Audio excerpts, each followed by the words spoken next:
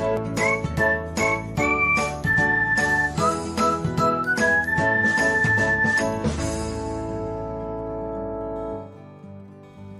everyone, welcome back to another episode of Technologyglance. In this video, I'm going to guide you through how you can view the saved pins on Pinterest. So, let's get started.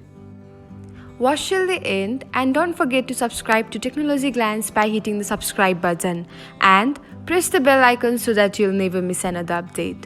Without further ado, let's get started. First of all, open the Pinterest app on your device. Now, tap on your profile icon.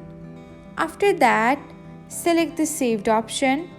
Here, you can see all of the posts that you have saved on Pinterest. Thanks for watching. If you found this guide helpful, we will love it if you hit the thumbs up button below. We upload great new tech tutorials like this one every day. So, don't forget to subscribe to our channel and hit the bell icon to get an update as soon as we post a video.